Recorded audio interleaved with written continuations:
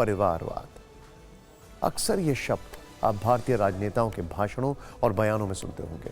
भारत के 5 सियासी मुद्दों की अगर लिस्ट तैयार की जाए तो उनमें एक परिवारवाद या भाई भतीजावाद जरूर होगा। ये वो दांव है जिसके जरिए पक्ष और विपक्ष एक दूसरे के खिलाफ खूब जुबानी तीर चलाते हैं।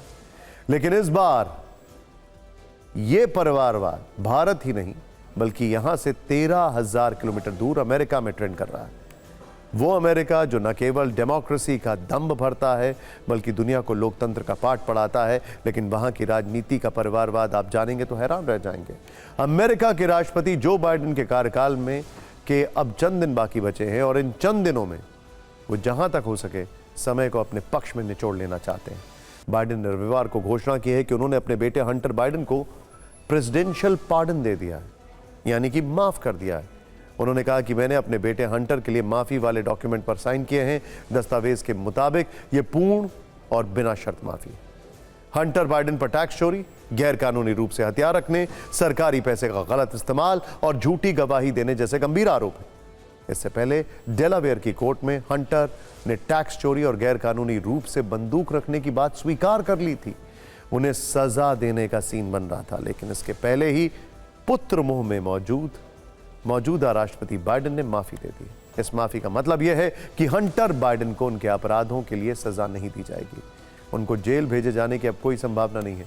उनके मामलों की सुनवाई करने वाले जज संभवतः इस महीने सजा पर होने वाली सुनवाई को रद्द कर देंगे। बंदूक मामले में 12 दिसंबर और टैक्स चोरी मामले में 16 दिसंबर को सुनवाई निर्धारित की गई थी। यही नहीं, अमेरिकी संविधान के मुताबिक नवनिर्वाचित राष्ट्रपति डोनाल्ड ट्रंप भी इस आधिकारिक क्षमादान को रद्द नहीं कर सकते।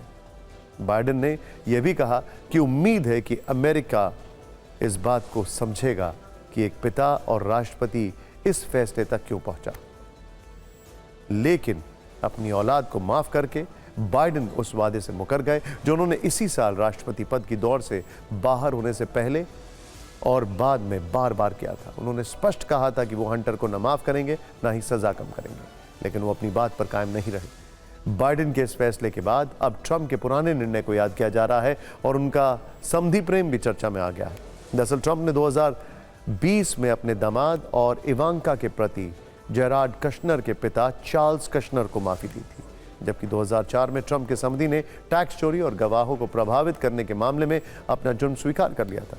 यही नहीं, अपनी नई सरकार में उन्होंने इसी समधी को फ्रांस का राजदूत नॉमिनेट कर दिया। नई सरकार में ट्रंप ने अपने एक और समधी मसाद बोलस को अरब और पश्चिमी एशिया पर अपना सलाहकार नियुक्त किया है। यानी ट्रंप 2.0 में दो समधी सत्ता में होंगे। माफी हो या नियुक्तियां, अमेरिका की राजनीति में अपनों पर मेहरबानी जमकर बरस हुई है। अमेरिकी राष्ट्रपति के पास क्षमा देने की शक्ति है।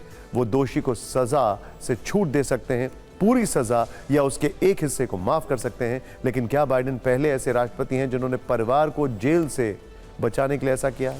ये समझने के लिए आपको थोड़ा पीछे लेकर चलते हैं। अमेरिका के 16वें राष्ट्रपति अब्राहम लिंकन ने अपनी पत्नी मैरी टॉड लिंकन के चचेरे भाई को क्षमा किया था। वह गृह युद्ध के दौरान कन्फेडरेट यानी अमेरिका से आजादी के समर्थक थे। 39वें राष्ट्रपति जिमी कार्टर ने अपने भाई बिली कार्टर को माफ किया था। वो लीबिया से जुड़े वित्तीय विवादों में फंसे हुए थे। 2001 में बिल क्लिंटन ने अपने सौतेले भाई रॉजर क्लिंटन को क्षमादान दिया था। वो ड्रग से जुड़े आरोपों में दोषी करार दिए गए थे। George H.W. बुश ने अपने बेटे नील बुश को माफ किया था। वो सिल्वराडो सेविंग्स एंड लोन घोटाले में फंसे थे। अमेरिकी राष्ट्रपतियों में सिर्फ विलियम हेनरी हैरिसन और जेम्स गारफील्ड ही ऐसे राष्ट्रपति हुए हैं जिन्होंने एक भी क्षमादान नहीं किया। फिक्र के लेंस से देखें तो अमेरिका के राष्ट्रपति जो बाइडेन ने अपने बेटे को इसी तरह माफी दी है मानो कानून के लंबे हाथों को तोड़ मरोड़ कर फीते की तरह बांध दिया। व्हाइट हाउस से जाते जाते बाइडेन अपने अपराधी बेटे को भी रॉकेट की रफ्तार से निकाल ले गए। गुनाहों से आजादी दिलाने के इस तरीके की खूब आलोचना हो रही है। व्यंग की भाषा में आप इसे परिवारवाद का शिकारी संस्करण भी कह सकते हैं, जिसके तहत बाइडेन ने अपने बेटे के लिए अमेरिका के कानून का ही शिकार कर लिया।